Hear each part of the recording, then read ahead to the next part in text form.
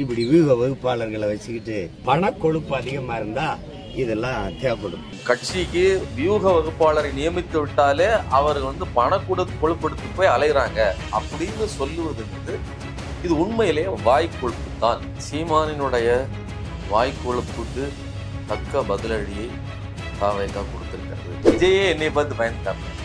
ஏன்டா சொரிநாயே இன்னொரு நாய்க்கு கள்ளத்தூக்கி வீசுறதுக்கு ஒரு ரிப்ளை. அது அதுக்காக நான் நாயோட சண்டை போடுறேன் சரின்னு சமம் கிடையாது. அண்ணனை மாதிரி சண்டை செஞ்சுக்கிட உன்னால முடியாது தம்பி. என்னடா சண்டை செய்யற? ஜெயிக்கவே மாட்டோம்னு தீர்மானம் பண்ணிட்டு செஞ்சுட்டு இருக்கிற. ஏற்கனவே பெரியாரை திட்டு வாங்கி கட்டிக்கிட்டாச்சு.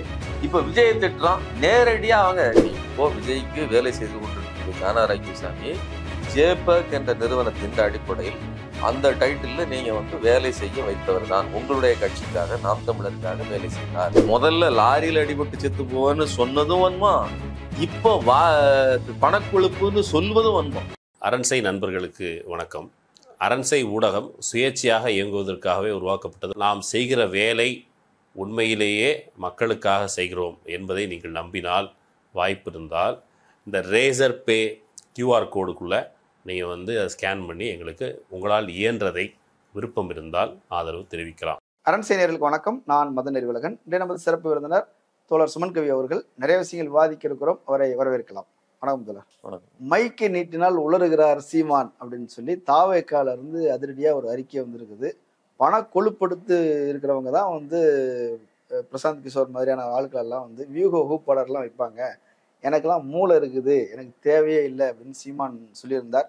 அதற்கு பதிலடியாக விஜய் தரப்புல இருந்து பதில் வந்திருக்குது. வாய் கொழுப்படுத்து பேசுகிறார் அப்படின்னு சொல்லி அவங்களும் விமர்சனம் பண்றாங்க. தாவேக்காவுடைய அந்த பதில் அறிக்கை எப்படி பார்க்குறது? சீமானினுடைய வாய்க்கொழுப்புக்கு தக்க பதிலடியை தாவேகா கொடுத்திருக்கிறது. அப்படிதான் பார்க்கணும். இதுல பணக்கொழுப்புன்னு பேசுவதற்கு சீமானுக்கு என்ன தகுதி இருக்கு?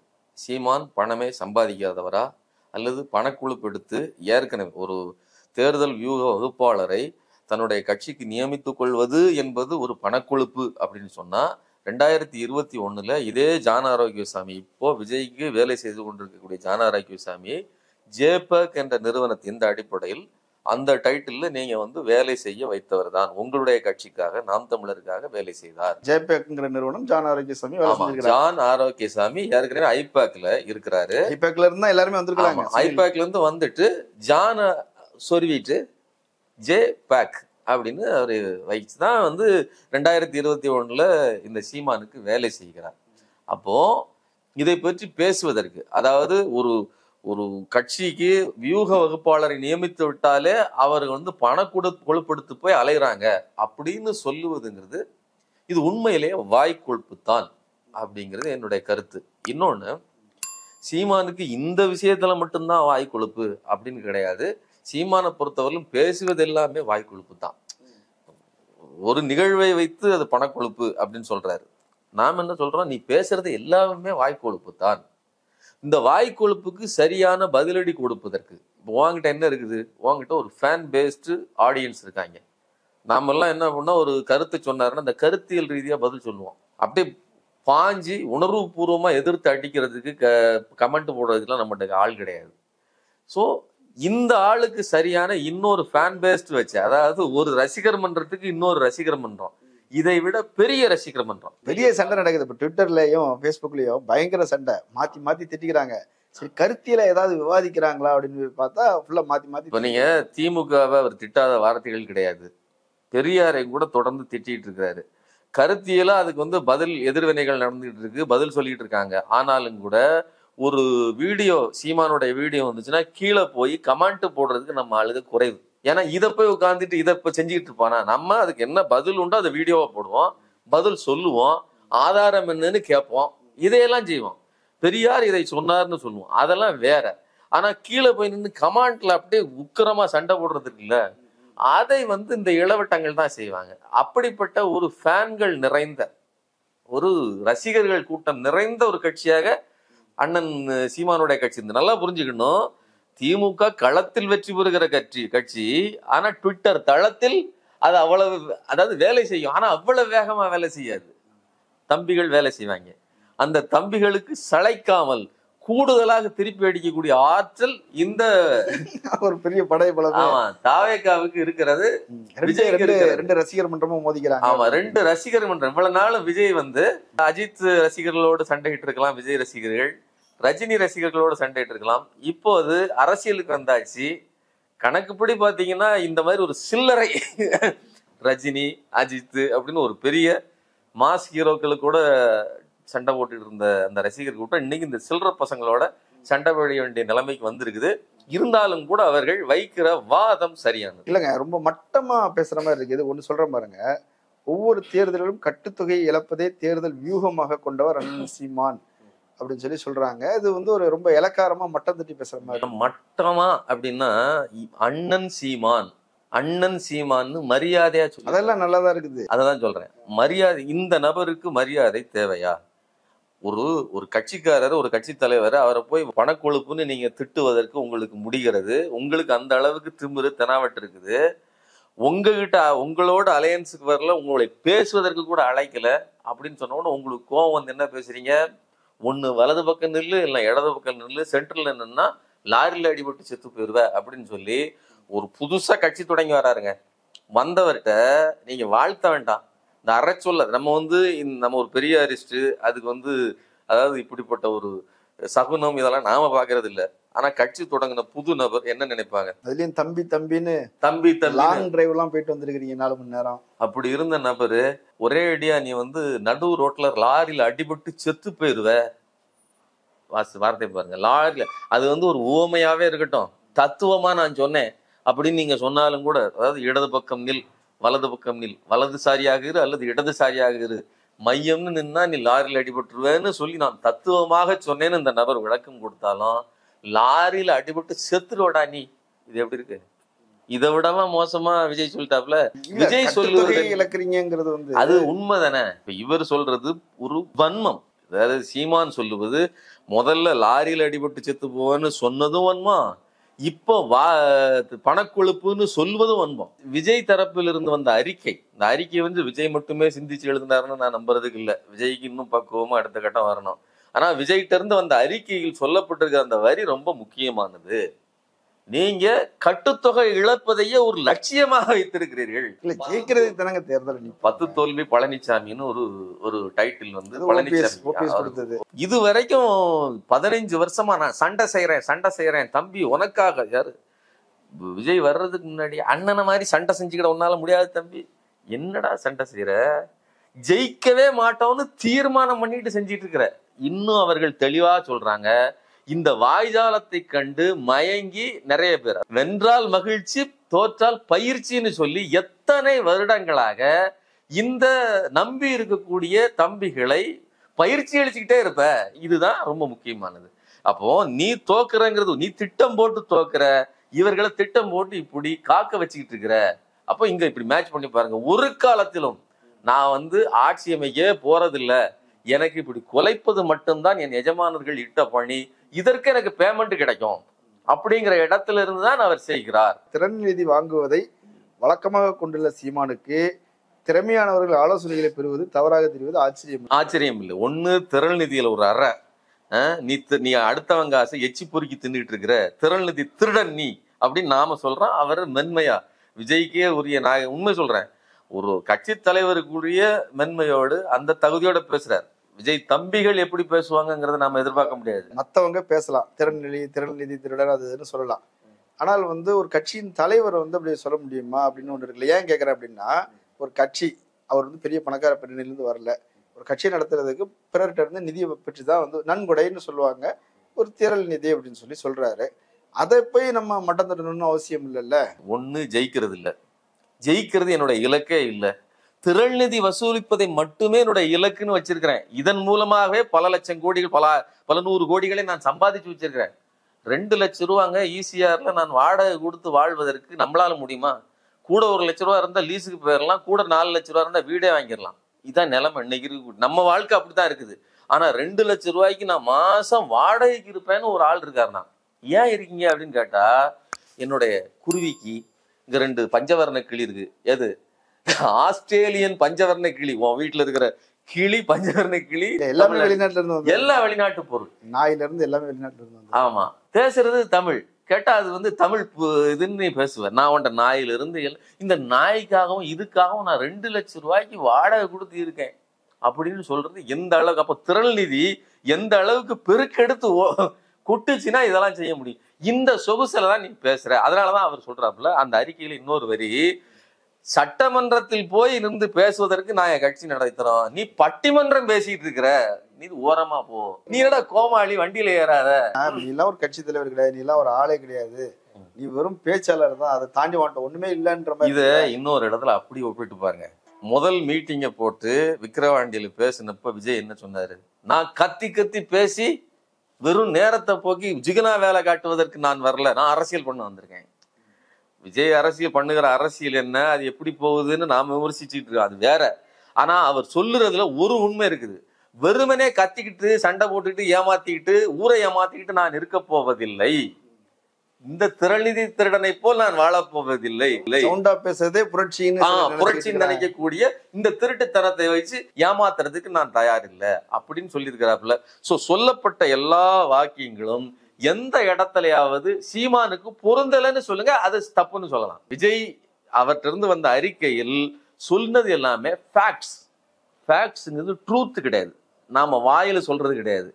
ஃபேக்ட்னா இது இப்படித்தான் இருக்கிறது, அதான் நிலைமை. இல்ல, இப்ப நாங்கள் தமிழக வெற்றி கழகம் வெற்றி பெறுவது எப்படி என்று சிந்திக்கின்றோம், நீங்க அப்படி இல்லைன்னா அவங்க சொல்றாங்க. பிரசாந்த் கிஷோரை வச்சுட்டாலே வெற்றி பெற்று விடுவாங்க அப்படிங்கிற மாதிரி ஒரு தோற்றத்தை தான் உருவாக்கி இருக்கிறாங்கன்னு தானே சொல்றாங்க, விமர்சனம் வருது. அதுக்குள்ள போறீங்க, அது வேற. இப்போ சீமானை குறித்த வைக்கப்பட்ட விமர்சனத்துக்கு தான் நம்ம முதல்ல பதில் அளிக்கணும். பிரசாந்த் கிஷோர் வந்துட்டாலே ஜெயிச்சிருவாரு அப்படின்னு பேசுவது ஒரு அபத்தமான பேச்சு. அப்படி ஒரு ஸ்ட்ராட்டஜியை மட்டுமே வகுத்தாலே ஒருத்தர் ஜெயிச்சிட முடியும்னா பிரசாந்த் கிஷோர் ஜெயிச்சிருக்கலாம்ல. அவரு பீகார்ல நின்ன 4 இடத்துல 3 இடத்துல டெபாசிட் வாங்கல, அவரு சீமானுக்கு அண்ணன் சரிங்களா. டெபாசிட் அவர் 3 இடத்துல வாங்கல. கோச்சர் வந்து பெரிய பிளேயரா இருக்கணும்னு அவசியம் இல்லை, நல்ல பிளேயரை உருவாக்கினா போதும். அவரை பொறுத்தவரை எப்பவுமே யார் ஜெயிப்பாங்களோ, எந்த குதிரை வந்து முன்னாடி ஓடுமோ அந்த குதிரை மேலதான் பெட்டு கட்டுவாரு. இந்த முறை அந்த குதிரை வந்து நான் ஏற்கனவே பிராக்டிஸ் இருக்குது, திமுக கூட்டணி, நாங்கள் ஏற்கனவே உங்ககிட்ட இருந்து தொழிலை கற்றுக்கிட்டோம், நாங்களே பார்த்துக்கிறோம் அப்படின்னு சொல்லி அவங்க 2024 ப்ரூவ் பண்ணி காட்டிட்டாங்க. இப்போ அவங்க கூப்பிடலை. அதிமுகவோட பேசிக்கிட்டு இருந்தார். அவர் தான் வந்து அந்த யார் இந்த சார் இந்த காடெல்லாம் பிடிச்சிட்டு வந்ததெல்லாம் பிரசாந்த் கிஷோர் கொடுத்த ஐடியா தான், அவர் தான் இது பண்ணிட்டு இருந்தார். அவர் போட்ட நிபந்தனை என்ன? தாவக்காவோட நீங்கள் கூட்டணி சேர்வதாக இருந்தால் மட்டும்தான் நான் ஒப்பந்தத்தில் சைன் பண்ணுவேன், இதுதான் அவர் சொன்ன நிபந்தனை. அவங்க வந்து அதை பேசிக்கிட்டே இருக்கிறாங்கங்கிற இடத்துல தான் இப்போ இவர் உள்ள வரார். அப்போ இப்போ எனக்கு என்ன குழப்பம் வருது அப்படின்னா, அதிமுக தாவேக்கா வந்து கூட்டணி அமையும், அதுக்கு பிரசாந்த் கிஷோர் ஆலோசகரா இருப்பார் அப்படின்னும் போது இது ஒரு வேல்யூ தானே. அதிமுக தாவேக்கா கூட்டணி அமையும், அதற்கு பிரசாந்த் கிஷோர் இதா இருப்பாருங்கிறது ஒரு பார்வை.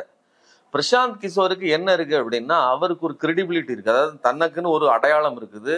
நான் வந்து ஒரு வெற்றி கூட்டணியிலையோ அல்லது வெற்றி பெறுகிற இடத்துலயோ அல்லது குறைந்தபட்சம் ஒரு பெர்ஃபார்மன்ஸையோ காட்டணும், இதுதான் அவருடைய முக்கியத்துவம். தோத்தாலும் கௌரவமா தோக்கணும், இதுதானே அதோடது. அதுக்கு வந்து சில நிபந்தனைகள் வேணும். என்ன நிபந்தனைனா, ஒத்தையா விஜய் நிக்கிறதுங்கிறது அன்டெஸ்டட் ஃபோர்ஸ், அதுல எந்த பிரயோஜனம் சொல்றாரு இல்லையா, ஒரு 15% 20%. அத அவர் சொன்னது இல்லைங்க, கதைக்குள்ள போனீங்கன்னா இன்னும் மோசம். விஜயை சந்தித்து இந்த நியூஸ் எப்படி வெளியே வந்துச்சு? இந்த நியூஸை வெளியிட்டதே விஜய் கையில ஏற்கனவே ஐபாக்ல வேலை பார்த்துட்டு இப்ப விஜய் கிட்ட 11 கோடி ரூபாய் காசை வாங்கிக்கிட்டு வேலை பார்த்துக்கிட்டு இருக்கக்கூடிய ஜான் ஆரோக்கியசாமி இந்த கதையை வெளியிடுறாரு. அதாவது இந்த ஒரு சந்திப்பு நடக்குது, அந்த சந்திப்புக்கு ஒரு கதை கட்டுறாரு, அதாவது ஒரு மைலேஜ் ஏத்துறாரு. அவரு ஆடியோ தான் சொல்லுது 2% தான் எங்களுக்கு இருக்குது அப்படின்னு ஒரு 10 நாளைக்கு முன்னாடி ஆடியோ விட்டுருக்காப்புல. அவ்வளவு மோசமா அதுல கிரிட்டிசைஸ் பண்றாங்க. இன்னொன்னு, அவங்க கட்சிக்குள்ளேயே எடுத்த புள்ளி விவர கணக்குப்படியே அவங்களுக்கு 3% தான் அவங்களுக்கு வாய்ப்பு இருக்குன்னு சொல்லி விஜய்க்கும் தெரியும். இதெல்லாம் தெரிஞ்சதுக்கு அப்புறம் அது ஐபாக் நிறுவனருக்கு தெரியாதா? இந்த நாய் மொச பிடிக்குமா பிடிக்காதான்னு மூஞ்ச பார்த்து கண்டுபிடிச்சுக்கிட மாட்டாரா? அவ்வளவு தெரியாதவரா அவர் வந்து இதுவா இருக்க போறாரு. அப்போ இந்த மீட்டிங்கை வச்சுக்கிட்டு நாம ஒரு பொய் செய்தியை பரப்புவோம் அப்படின்னு ஜான் ஆரோக்கியசாமி பரப்பி விட்டதுதான் இந்த பொய். 15% சிரிக்க மாட்டாங்களா? எதிர்கட்சியாக இருக்கக்கூடிய அதிமுக அதுக்கே 22% தான் வாக்கு வங்கி இருக்கும்போது நீங்க இன்னும் வரவே இல்லை. இன்னும் உங்களுக்கு தைரியம் இருந்ததுன்னா நீங்க இடைத்தேர்தல் போட்டிட்டு இருக்கணும்ல. நான் என்ன சொல்றேன், உங்களுக்கு ஒரு பொன்னான வாய்ப்பு இல்லை. இந்த தேர்தலில் சீமானுக்கே 10% 15% வந்திருக்குன்னா நீங்க நின்று இருந்தா குறைஞ்சபட்சம் ஒரு 20 வந்திருக்கிறதுக்கு வாய்ப்பு உண்டா இல்லையா? அதை நீங்க ப்ரூவ் பண்ணிருந்தீங்கன்னா, ஆள் இல்லாத இடத்துல ஆத்தி நீங்க 20% காமிச்சிருந்தீங்கன்னா உங்களுக்கு நாளைக்கு பேரம் பேசுறதுக்கு வாய்ப்பு இருக்கும். நீங்க வாய்கிட்ட இங்க பேசிட்டு இருக்கீங்க 15ல இருந்து 20 இருக்கு 15 எப்படி இருக்கும்? அதனால அதுதான் இவங்க திட்டமிட்டு பொய் பரப்புகிறார்கள். குறிப்பா தேர்தல் வியூக வகுப்பாளர்களா இருக்கிறதுனால இந்த பொய்யிலேயே கட்டமைத்து வளர்ந்துட முடியும் அப்படின்னு ஆமா அவங்க நினைக்கிறாங்க. அதுக்குள்ள போனோம்னா அது ரொம்ப சிக்கலான ஒரு இடம் அப்படின்னு நினைக்கிறேன். இவங்க உண்மையிலே ரொம்ப பலவீனமான இடத்துல இருக்காங்க. நகர்ப்புறங்கள தான் உங்களுக்கு அமைப்பு கட்டியிருக்கிறாங்க, கிராமப்புறங்கள் அதுவும் இல்லைன்னு. அதுதான் இப்ப என்னன்னா, வெளியில இதை சொல்லிட்டாங்களா, விஜயை சந்தித்து பேசிய ஐபேக் நிறுவனர் பிரசாந்த் கிஷோர் என்ன சொல்லியிருக்கிறாரு, கட்சிக்குன்னு ஒரு கட்டமைப்பு இல்லை. நம்ம பேசிட்டு இருக்கிற விஷயத்த அவர் அங்க சொல்லியிருக்காரு. ரொம்ப முக்கியமானது. நம்ம தான் சொல்றோம், நீங்க மேலோட்டமா மைல்டா நீங்க அரசியல் பண்றீங்க, இது அரசியலே கிடையாது. ஏங்க ஒரு கட்சி இருந்துச்சுன்னா அந்தந்த ஊருக்கு அந்தந்த ஒரு குறுநில மன்னர் மாதிரி இருப்பாங்க. நீங்க திருச்சின்னு எடுத்துக்கிட்டீங்கன்னா அவர் நேரு இருப்பாரு, இங்க சேலம் ஈரோடுனா வீரபாண்டி ஆர்மும் இருந்தாரு. இப்படி ஒவ்வொருத்தர், செந்தில் பாலாஜி கோவையில, இப்படி ஒவ்வொருத்தர் வலுவா இருப்பாங்க. அந்த ஏரியா போயிட்டீங்கன்னா அவங்க கட்டுக்குள்ள இருக்கும். நீங்க திருச்செந்தூர் பகுதியில போயிட்டீங்கன்னா அனிதா ராதாகிருஷ்ணன் அப்படின்னு சொல்லி இப்படி ஒவ்வொரு இடத்தையும் தன் கைக்குள்ள வச்சிருப்பாங்க. சென்னை எடுத்துக்கிட்டீங்கன்னா சேகரபாபு அப்படின்னு. இந்த மாதிரி இருந்தா தான் அது கட்சி. அப்படி உங்க கட்சியில என்ன இருக்குது? வருவாங்க, விசில் அடிப்பாங்க, பேனர் கட்டுவாங்க, பால் கட் அவுட்டுக்கு பால் ஊற்றுவாங்க, கொடிக்கம் எழுது கட்டுவாங்க, விழாவுக்கு வேலை செய்யலாம். அதை கூட காசு கொடுத்தோம்னா வேற எவனும் கூட கட்டிட்டு போயிடுவான். இப்போ உங்ககிட்ட இருக்கக்கூடிய கையில இருக்கக்கூடிய ரிசோர்ஸுங்கிறது எடுபடி வேலை செய்யறதுக்கு ரசிகர்கள் இருக்காங்க. வாக்கு அறுவடை செய்வதற்கு கட்டமைப்பு இருக்கா? உங்ககிட்ட இல்லை. இதைத்தான் இவர் சொல்லியிருக்கிறாரு. இதை வச்சுக்கிட்டு நீங்க வச்சிருக்கிற நம்பர் இருக்கு இல்லையா கையில, 2% 3%, இந்த நம்பர் கூட வராது. நீங்க கட்டமைப்பு உருவாக்கணும். இன்னொன்னு அதுல குறிப்பா அவர் சொன்னது, நீங்க ஆரம்பிச்சதுல இருந்தே ஒவ்வொரு விஷயத்தையும் தப்பா மெயின்டைன் பண்ணிருக்கீங்க. ஒரு படத்தை ரிலீஸ் பண்ற மாதிரி ஒரு நாள் டீசர் விடுறது, ஒரு நாள் பேனர் விடுறது, இன்னொரு நாள் பாட்டு ஒண்ணு விடுறது, 2வது ரிலீஸ், இப்படி ஒவ்வொன்று. அதாவது ஆமா சினிமா மாதிரி. நீங்க ஒரு நாள் பேரை அறிவிக்கிறாரு, 2வது நாள் கொடியை அறிவிக்கிறாரு, கொடி இதுதான் அறிவிக்கிறாரு. இப்படி ஒவ்வொரு நாளும் ஒரு ஒரு இதையே ஒரு பெரிய நிகழ்ச்சி மாதிரி காட்டிட்டு இருக்காரு இல்லையா? அப்புறம் ஒரு மேடையை போட்டு முழங்குவது, அப்புறம் கொள்கைங்கிற பேர்ல எதையோ ஒண்ணு பேசுனீங்க. அணிகளை இப்பதான் பிரிச்சிருக்காங்க. அதுவும் குழந்தைகளுக்கு எல்லாம் அணியை பிரிச்சு வச்சிருக்காங்க. திருநங்கைகளுக்கு 9ஆம் நம்பர்ல அணி ரொம்ப கேவலமான ஒரு விமர்சனங்கள்லாம் வந்துட்டு இருக்கு. சோ இது எல்லாம் அண்ணா ஆர்கனைஸ்டா நடந்துகிட்டு இருக்கு. உண்மையிலேயே ஒரு கட்சியா நீங்க உள்ள இறங்கும் போது ஃபுல் பேக்கடா வந்திருக்கணும். ஒரு வருஷம் ஆச்சு, இது வரைக்கும் உருப்படியா நீங்க என்ன வேலை பார்த்துறீங்க? இந்நேரம் நீங்க ஒரு சுற்றுப்பயணம் போய் இருக்கிற பட்டி தொட்டி எல்லாம் போயிட்டு வந்திருந்தீங்கன்னா மக்கள் மத்தியில் ஒரு பெரிய அலையை உருவாக்கி இருக்க முடியும். அது உங்களுக்கு இந்த தடவை நீங்க உங்களுக்கு கை கொடுத்துருக்கோம். நீங்க அதெல்லாம் செய்யலன்னு சொல்லி கடுமையா விமர்சிச்சிருக்காரு. இதுதான் நடந்திருக்கு. ஆனா அவங்க என்ன பிளான் பண்றாங்க அப்படின்னா, ஒரு 6 மாசம் போட்டோம், படம் ஒண்ணு ரிலீஸ் ஆகும், படம் அரசியல் பேசும், அதுக்கப்புறம் நம்ம ஊருக்கா போய் எலெக்ஷனை அரசியல் வேறு, திரைப்படம் வேறு.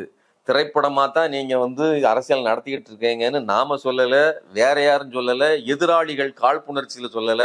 அவங்க காசு கொடுத்து வாங்கையான்னு எங்களை 4 வார்த்தை சொல்லுங்கன்னு சொன்னதுக்கு அப்புறம் திட்டிட்டு போன வார்த்தை. நீங்க இப்படிதாயா இருக்கிறீங்க, ஒழுங்கா நீங்க அதிமுகவோட கூட்டணி வைக்கணும்னா கூட உங்களுடைய பலத்தை பெருக்கிக் கொள்ளுங்கள், உங்களுடைய கட்டமைப்பை உருவாக்கி கொள்ளுங்கள்னு சொல்லி ஆலோசனை கூறிட்டு போன பிரசாந்த் கிஷோரே இதான் சொல்லிட்டு போயிருக்கிறாரு. அதனால திரைப்படம் அப்படியே தூக்கிட்டு போயிடும் அப்படின்னு நினைக்கிறதெல்லாம் மிகப்பெரிய தப்பு. சோ ஒரு வருஷத்தை வீணடித்து விட்டார் அப்படிங்கிறது தான் பிரசாந்த் கிஷோர் சொல்லிட்டு போயிருக்காரு. சரிங்களா? ஆனா இங்க வெளியில வந்த தகவல் என்பது அவர் ஏதோ 15-20% இருக்கிற மாதிரி, அதெல்லாம் போய். இப்ப நான் கூட ஒரு விஷயம் கவனிச்சேன். எம்ஜிஆர் 72ல கட்சி ஆரம்பிச்சோன்னு 73ல திண்டுக்கல் இடைத்தேர்தல வின் பண்ணி கட்டுறாரு. அதே போல 89ல டிஎம்கே ஜெயிச்சு ஆட்சி 2.5 மாசம் தான் ஆகுது. அந்த நேரத்துல 2 தொகுதிகளில் இடைத்தேர்தல் வருது.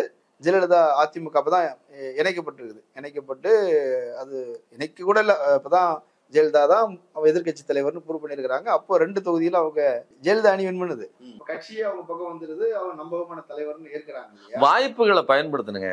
வாய்ப்பு எங்கேயோ இருந்து என்னைக்கோ அடுத்து 10 வருஷம் கழிச்சுலாம் வராது. விஜயகாந்துக்கு இடைத்தேர்தல் வாங்கிட்டாலும் கூட ஒத்தையா 2006ல எல்லா தொகுதியிலும் நின்னார. 2 பெரிய கட்சி நிக்குது, பெரிய ஜாம்பவான்கள்னு சொல்ற கலைஞர் இருக்கிறாரு, இந்த பக்கம் ஜெயலலிதா இருக்காங்க. யாருங்கன்னா நான் நிறுத்துறேன் நின்று பெரிய அளவுல ஒரு ஸ்வீப் அடிச்சு விட்டு தன்னோட கட்சி தான் வந்து ஜெயிச்சாரு, தான் ஒரு எம்எல்ஏ ஆனாரு. இத பார்த்த உடனே தான் எல்லா ரெண்டு பாரம்பரிய கட்சி பயந்து போச்சுது. இப்ப நீங்க பேரம் பேசுனீங்கன்னா உங்களை மதிச்சாங்க. 2011 ஜெயலலிதா மதிச்சதுக்கு காரணம் நீங்க வந்து நின்றுட்டு வந்துடும் அடகுலாம் அவர் பிடிக்கல, அவர் ப்ரூஃப் பண்ணாரு. I have the number. அப்படி நீங்க ப்ரூவ் பண்ணணும். அதை விட்டுவிட்டு நான் எங்களுக்கு அது இருக்கு பயப்படுறாரோ, இது மிகப்பெரிய அச்சம்னா அச்சம். அது வந்து வீட்டுக்குள் ஒளிந்து கொண்டு அரசியல் செய்துகிட்டு இருக்காரு. இப்ப இந்த சீமான் மாதிரியான ஆட்கள் தான் இந்த மாதிரி இந்த சில்லறத்தனமா கிளறி விட்டு, இப்ப சீமானுக்குமே என்ன அப்படின்னு பாத்தீங்கன்னா, அங்க கட்சி காலி, அங்க உள்ள ஆளே கிடையாது. கீழே சரிஞ்சு கிடக்கிற கம்பத்தை நிமித்துறதுக்கு ரெண்டு தம்பிமார் கிடையாது. இதுதான் நிலைமை ஊருக்குள்ள, சரிங்களா? இப்படி இருக்கிற இடத்துல எல்லா கட்சிக்கும் போயிட்டாங்க, பகுத்து சேதறிட்டாங்க. மீதி இருக்கிறது ஜெகதீச பாண்டியன் அப்படியே வலை போட்டு தூக்கிட்டு இருக்கிறாரு. ஆமா, இப்படி வளைச்சு தூக்கிட்டு இருக்காங்க. இது நடந்துட்டு இருக்கும்போது இவர் வந்து தன்னோட இருப்பை நிலைப்படுத்திக்கணும். ஏற்கனவே அண்ணன் தம்பி விஜய்க்கு ஒரு ஃபோக்கஸ் கிடைக்குது. ஏன்னா அவர் வந்து ஒரு திரைப்பிரபலம். இப்ப நானும் ஒரு திரைப்பிரபலம், நான் பேசுறதுக்கு வசதியா இருக்கும். திட்டுவோம், ஏற்கனவே பெரியாரை திட்டு வாங்கி கட்டிக்கிட்டாச்சு. இப்ப விஜயை திட்டுறோம் நேரடியா. அவங்க இப்ப பெரியாரிஸ்டாவது நாகரிகம் பார்ப்பாங்க. இதெல்லாம் அண்ணன் ரொம்ப காலம் நம்மளோட பழகினவர், இவரெல்லாம் வந்து இப்படி டீல் பண்ணப்படாதுன்னு நினைப்பாங்க. அவங்க எந்த வகை லெவலுக்கு இறங்கி விளையாடு ரசிகர்களோட சண்டை போட்டாங்க. ஆமா, அவங்க எந்த லெவலுக்கு இறங்கி விளையாடுவாங்க. அதனால இப்ப இவருக்கு என்ன அப்படின்னு இப்போ குலைக்கிற நாய்க்கு என்ன, திருப்பி கள்ள தூக்கி அடிச்சாலும் அடிக்க ஓடினாலும் என்ன சொல்லுவோம், என்னைய பார்த்து பயந்துட்டான்னு சொல்லுவோம். இதைத்தான் சீமான் இப்ப சொல்லிக்கிட்டு இருப்பாரு. இப்ப என்ன சொல்லுவாரு பாரு, விஜயே என்னைய பார்த்து பயந்துட்டாப்ல. ஏன்டா சொரிநாயே, இன்னொரு நாய்க்கு கள்ள தூக்கி வீசுறதுக்கு ஒரு ரிப்ளை. அது வந்து அதுக்காக நான் நாயோட சண்டை போடுறேன் சரின்னு சமம்னு கிடையாது. அதுதான் விஜய் சொல்லுவது. சோ ஒரு சக போட்டியாளனாகவே இந்த நபரை கருதவில்லை.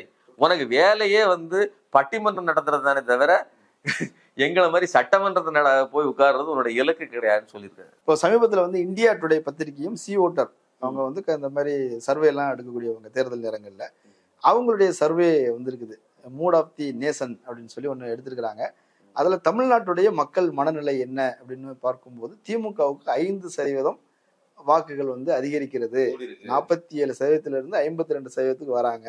இப்ப நீங்க ஆப்போசிட்ல எவ்வளவு பெரிய கூட்டணி அமைச்சாலும் ஜெயிக்க முடியாது என்பது போல ஒரு கணக்கை வந்து சொல்றாங்க. இன்னொரு பக்கம் அதிமுகவுக்கு 3% ஓட்டுகள் குறையுது, பிஜேபிக்கு 3% ஓட்டு அதிகரிக்குது அப்படின்னு சொல்லியிருக்கிறாங்க. எப்படி பாருங்க? நம்ம ஏற்கனவே சொன்னதுதான், ஓட்டுகள்ங்கிறது வானத்திலிருந்து புதுசா விஜய் வந்துட்டதுனால ஒரு 1000 ஒரு லட்சம் வாக்கு அங்கிருந்து வந்துட போறது இல்லை. அப்போ இருக்கிற ஓட்டத்தான் பிரிச்சாகணும். இப்போ 3% இங்க குறைஞ்சிருக்கு, அங்க 3% ஏறி இருக்குன்னா எங்க இருந்து எந்த சந்தில இருந்து இளநியை இழுத்ததுன்னு தெரிஞ்சிருது. இல்ல, அதுதான் எனக்கு கேள்வி. திமுகவுக்கு அதிகரிப்பதுங்கிறது எங்க இருந்து அதிகரிச்சு? திமுகவுக்கு அதிகரித்ததுங்கிறது வந்து குறிப்பா இந்த விவகாரத்தை பொறுத்தவரைக்கும் சீமானுடைய கட்சி காலியாச்சு. காலியான உடனேயே விஜய் கட்சிக்கு போகணுங்கிற நினைப்பு சிலருக்கு இருந்திருக்கலாம். ஆனா என்ன நடந்துச்சு அப்படின்னா, புஷி ஆனந்த பொறுத்தவரை அவரு வந்தவர்களை அப்படியே உள்ள ஏத்துக்கிட்டு தயார் இல்லை. அவருக்கு வந்து பெரிய தயக்கம். ஏன்னா வேற கட்சியில இருந்து வந்துட்டு இருக்கிறான், அவனை எந்த இடத்துல வைக்கிறது, அவங்க என்ன பண்றது அப்படிங்கிறதுல குழப்பத்தினாலே நிறுத்தி வச்சிருந்தாரு. இந்த காத்திருக்கும் நிலைங்கிறது ஒரு ஏதாவது ஒண்ணு பண்ணணும், அடுத்த கட்டம் நகரணும்னு நினைச்சுக்கிட்டு இருக்கக்கூடிய ஒரு இள ரத்தம் உள்ளவர்களுக்கு இது வந்து தகாது. உடனே என்ன பண்றாங்க, அவங்க அடுத்த கட்டம் பார்க்கும்போது நிறைய பேர் திமுகவுக்கு வந்து சேர்ந்தாங்க. அதான் உண்மையானது. அதுலயும் குறிப்பா உதிரியாக திவிகாவுக்கு போனாங்க, மற்ற கட்சிகளுக்கு போனாங்கன்னாலும் தலைமை பண்புல தலைமையா இருந்தவர்கள், முக்கியமான நபர்கள் எல்லாம், ஆர்கனைசர்ஸ் எல்லாருமே திமுக பக்கத்துல வந்துட்டாங்க. ஏன்னா அவர்களுக்கு கட்சியை நடத்துவது எப்படி, களத்துல எப்படி வேலை செய்யணும், தான் ஓடி எப்படி வேலை செய்யணுங்கிறது மட்டும் இல்லை, 4 பேரை வச்சு எப்படி வேலை வாங்கணும், இதெல்லாம் தெரியும். ஒரு 3-4 தேர்தல வேலை 4 தேர்தலில் வேலை செஞ்சவங்க, அந்த எக்ஸ்பீரியன்ஸ் உள்ளவங்க. அப்ப ஏன் தகுதிக்கு உள்ள ஒரு கட்சிக்கு நான் போறேங்கிற அடிப்படையில மற்ற கட்சிகளை ப்ரிஃபர் பண்றதை விட திமுகவை ப்ரிஃபர் பண்ணிட்டாங்க. மேல்மட்டத்தில் அவர்கள் கொத்து கொத்தா கூட்டிட்டு வந்துட்டாங்க. இப்ப இதெல்லாம் நடக்கும்போதுதான் வந்து இந்த 3-4-5% அதிகரித்ததற்கு பின்னணியில் இதுதான் இருக்கிறது. ஆனா இன்னொன்னு சொல்றாங்க இல்லையா, இப்போ தமிழக வாழ்வுரிமை கட்சிக்கும் கணிசமா ஒரு நிர்வாகிகள் 5000 பேர் மேல போனாங்க இல்லையா, மாவீரர் நாள்ல பெருசா ஆர்கனைஸ் பண்ணாங்க. அது இப்ப திமுகவுக்கு வந்ததுங்கிறதும் அதை விட அவங்களுக்கும் போயிருக்கிறாங்க இல்லையா?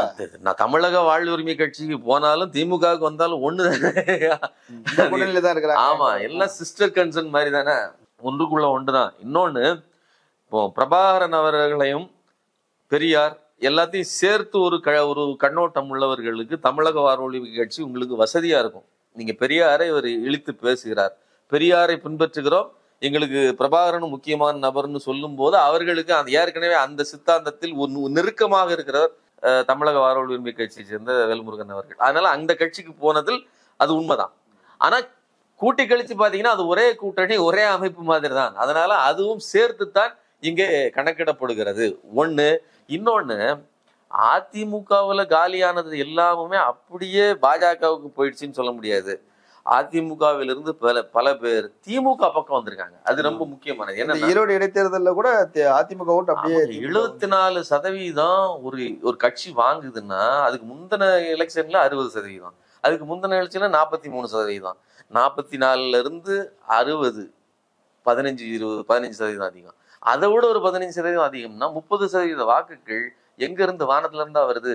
ஏற்கனவே அதிமுகவுக்கு போட்டவர்கள், ஏற்கனவே பாஜகவுக்கு, பிஜேபி ஓட்டு நாம் தமிழருக்கு போயிருக்குது, அதிமுக ஓட்டு திமுக. அதுதான் முக்கியம். ஐடியாலஜி பேஸ்ல. இப்போ சீமானுடைய திட்டமே என்ன அப்படின்னா, நான் இடதுசாரி கண்ணோட்டம் கொண்ட, மக்கள் நலம் சார்ந்த, மக்களுக்கு பிரச்சனை சார்ந்து பேசுகிற நபர்கள், சிந்திக்கிற நபர்கள் ஓட்டு வராது, சிறுபான்மையினர் ஓட்டு வராது. அப்போ இந்த வலதுசாரி கூட்டத்தோட ஓட்ட காலி பண்ணுவோம் தான் பண்றாப்புல. இப்போ வந்ததுங்கிறது நீங்க அந்த சைடுல இருந்தா அதேதான். அதிமுகவின் ஓட்டுகள் பாஜகவுக்கு மாறுதுன்னா ஏற்கனவே அதிமுகவுக்குள்ள சங்கியாவே மாறி இருப்பான். அதிமுக ஒரு செமி சங்கி கட்சினாலுமே அது இந்த தமிழ்நாட்டுக்கு ஏற்ற அரசியலே கொஞ்சம் நயமா செய்யும், சாஃப்ட் சங்கி. ஆனா முழுக்க முழுக்க சங்கியா இருக்கிறான், வேற ஆப்ஷன் இல்லாம இங்க இருந்திருப்பான்ல, அவன் எல்லாம் தான் அந்த சைடு போயிருக்கிறான். ஸோ இப்படி ரெண்டு பக்கம் பார்க்க வேண்டியிருக்கு. ஒன்று, இந்த கட்சி, இந்த ஆட்சியினுடைய இந்த போக்கு இருக்கு இல்லையா, சரியா நிர்வகிக்கிறாங்க, எல்லா தரப்புலையும் ஓரளவுக்கு திருப்தி இருக்குது, நாம் இந்த கட்சியை நகர்த்தி கொண்டு செல்வது சரின்னு அதிமுக காரர்களே நினைத்து மாறி திமுகவுக்கு வாக்களிப்பது அதுவும் நடந்திருக்குது. ஏற்கனவே சங்கியா தான் வாழ்ந்துட்டு இருக்கோம், எதுக்கு இந்த டப்பாக்களை உட்காந்துட்டு, பேசாம முற்ற முழுதாக நனைந்த பிறகு முக்காடு எதுக்குன்னு சொல்லி சங்கியாவே தன்னுடைய முழு சுயரூபத்தை காட்டிக்கொண்டு அங்கே போனவர்களும் இருக்கிறார்கள். அந்த சங்கியை காலி பண்ணித்தான் சீமான் ஓட்டு வாங்கியிருக்கிறார். இப்படித்தான் நாம பாத்துக்கணும். இந்த சி ஓட்டர் நடத்தின சர்வேல வந்திருக்கிற இந்த மாற்றம் இருக்கு இல்லையா, திமுகவுக்கு ஒரு 5% அளவிற்கு வளர்ச்சி இருக்குன்னு காட்டிருக்கு இல்லையா, இதுக்கு பின்னாடி ஒரு விஷயம் இருக்கு. என்ன அப்படின்னா, இவங்க எதிர்த்தரப்பானவர்கள் என்ன ஒரு விஷயத்தை நிறுவனம்னு நினைக்கிறாங்கன்னா, பாஜக, அதிமுக இவர்கள்லாம் தமிழ்நாடு ஒரு வாழ்வதற்கு முடியாத ஒரு நெருக்கடி நிலையில் இருக்கக்கூடிய ஒரு மாநிலம், இங்க பெண்களுக்கு பாதுகாப்பு இல்லை, சட்டம் ஒழுங்கு சரியில்லை, இப்படிலாம் ஒரு புது கதைய. ஒரு பக்கம் சட்டம் ஒழுங்கு சரியில்லை, இன்னொரு பக்கம் மக்கள் கொதிப்புல இருக்காங்க, மக்களுக்கு இந்த அரசு பிடிக்கல அப்படின்னு சொல்லி ஒரு பொய்யை உருவாக்குவதற்கு தொடர்ந்து வேலை செஞ்சுட்டு இருக்காங்க. தன்னுடைய கையில இருக்கக்கூடிய ஊடகங்கள் எல்லாவற்றையும் இந்த அரசு மேல மிகப்பெரிய ஒரு சோதனையை, ஒரு போர் மாதிரி தொடுத்துக்கிட்டு இருக்காங்க. ஆனா மக்கள் மத்தியில இது ஒரு மிகப்பெரிய ஒரு வரப்பிரசாதமான ஆட்சி. பெண்களுக்கு இலவசமா வண்டியில போயிட்டு வரோம், காசே கொடுக்க வேண்டியது இல்லை. எத்தனை ஏழை எளிய பெண்கள் பயன்படுறாங்க. ஊர்ல இருந்து கிளம்பி வராங்க, தோழி விடுதின்னு இங்க விடுதி இருக்குங்க, இல்ல தலைவிகளுக்கு மாதம் 1000 ரூபாய். அதெல்லாம் மிகப்பெரிய புரட்சி. இன்னைக்கு அவங்க திராவிட மாடல், என்ன திராவிட மாடல் கேட்டானுங்கல்ல, இதையெல்லாம் அவங்க ஃபாலோ பண்ண வடநாட்டுல அதை சொல்லி ஜெயிச்சிருக்காங்க. மகாராஷ்டிரால அதை சொல்லிதான் ஜெயிச்சிருக்காங்க. அதை இம்ப்ளிமெண்ட் பண்ணி ஜெயிச்சிருக்காங்க, சொல்லி ஜெயிக்கல. சோ இப்படி திராவிட மாடல் இங்க மட்டும் வேலை செய்யல, டெல்லி வரையிலும், ஏன் காஷ்மீர் தாண்டி கூட வேலை செய்து அந்த அளவிற்கு திமுகவினுடைய பெயர். அது இன்னொன்னு, தளபதி ஸ்டாலினை பொறுத்தவரையிலும் அவர் வெறுமனே தமிழ்நாட்டோட முதல்வர் அப்படிங்கிற அந்த வட்டத்துக்குள்ள மட்டும் இல்லைங்க, இந்தியா கூட்டணி அப்படிங்கிற மிகப்பெரிய கப்பலை செதஞ்சு கிடக்குது, அது ஒவ்வொன்றும் எல்லாத்தையும் அரவணைச்சு கட்டி இழுத்துட்டு போகிற ஒற்றை சக்தியா இருக்கிறாரு. அதனால அது எல்லாருக்கும் தெரியும், அரசியல் தெரிந்த இன்னைக்கு எல்லாருக்கும் மக்களுக்கு தெரியும். இந்த ஒரு ஆன்மீக பலம்னு சொல்லுவாங்க, மனசுக்குள்ள ஒரு தைரியம், நமக்கு ஒரு தலைவன் இருக்கிறான், அந்த எண்ணம் இந்த இன்னைக்கு மக்கள்கிட்ட இருக்குது. அதுதான் இந்த 52% இருக்குது அப்படின்னு நம்ம பார்க்க முடியும். டிடிவியே பிஜேபியில போய் கரைய போகிறார் அப்படின்றது ஒரு பேச்சு இருந்துகிட்டு இருக்குல்ல, அதை எப்படி பாருங்க? அதாவது என்னன்னா, பாஜகங்கிற ஒரு கட்சி அது வந்து வேம்பயர் மாதிரி சின்னதா ஒரு விதைய உங்களுக்குள் ஒரு சொருவி தன்னுடைய இதை ஃபுல்லா உங்கள்ட்ட இருந்து இது பண்ணி உங்களுடைய சத்து சாரையெல்லாம் அது உறிஞ்சிரும். உங்களை கடைசியில நீங்களாக இருக்க விடாது. இதுதான் இது டிடிவிக்கு உள்ள ஒரு தியரி கிடையாது. இது வரைக்கும் இருக்கிற நீங்க இந்தியா முழுவதும் காஷ்மீர்ல இருந்து கன்னியாகுமரி வரலும் உள்ள எல்லா கட்சியையும் செல்லரிக்கிற மாதிரி அரிச்சு தின்னதுங்கிறது இப்படித்தான். உங்களுக்குள்ள இருக்கக்கூடிய அந்த ஏதோ ஒரு வெறி அதை நான் வளர்த்தா போதுங்க, நீங்க ஒண்ணும் வேண்டாங்க. ஏன் மகாராஷ்டிராவில் பிஜேபி இவ்வளவு யோகோபித்த வெற்றி பெறுது? அங்கே இந்துத்துவமா நேரடியா வேலை செய்து கிடையாது, இனவெறி தான் முதல்ல. அந்த இனவெறி வெறியாக வளர்ந்ததுக்கு பிறகு அதை இந்துத்துவம் தன்னுடைய தன்மையப்படுத்திக்கிடும், அது ஈஸி. அப்போ அதே மாதிரி ஜாதி வெறி பாமகவை ஈஸியா, ஏன்னா பாமக சொன்னவே செஞ்சாரு. ஸோ இவர்கள் எல்லோருக்குள்ளும் ஒரு சாதிய பின்புலம், இவங்க கட்சி இவங்க பிரிஞ்சு வந்தது எல்லாமே சாதி அடிப்படையிலாம் பிரிஞ்சு வச்சிருக்கனால ஈஸியா அவங்க வந்து பாஜக காரர்களாக மாறுவது எளிது. நீங்க எந்த சாதியில இருந்தாலும் சரி, அரசியலற்ற சாதியவாதம் இனவாதம் எல்லாமே அங்க இந்துத்துவத்துக்கு கண்டிப்பா இந்துத்துவத்துக்கு பலியாகிவிடும். அந்த தத்துவத்தின் அடிப்படையில் இவர்கள் டிடிவியை மட்டும் இல்ல, ஓபிஎஸ் மட்டும் இல்ல, இந்த ஒட்டுமொத்த கட்சியுமே அழிப்பதற்கு தயாராக இருக்கிறார்கள். அழிக்கிறதுக்கு எவ்வளவு தாமதமாகும், எவ்வளவு லேட் ஆகுங்கிறத நாம் வேடிக்கை பார்த்துட்டு, கண்டிப்பா இந்த உயிரினம் இறக்க போகிறது அப்படின்னு நாள் குறிக்கப்பட்டு விட்டது. இது பாஜகவின் வயிற்றுக்கு இரையாக போகிறதுங்கிற நிலைமையில தான் இருக்குது. பெர்ஃபார்ம் பண்ணலன்னா அதிமுக காலி. அதுதான் நடக்க போகுது. என்ன நடக்குன்னு பார்ப்போம். நிறைய தகவல்களை சொல்லியிருக்கிறீங்க, மக்கள் அதை பரிசீலிக்கட்டும். கலந்து கொண்ட கருத்துக்களை பகிர்ந்ததுக்கு நன்றி. நன்றி. நேரில் மற்றொரு விருந்தினோடு மீண்டும் சந்திக்கலாம். நன்றி.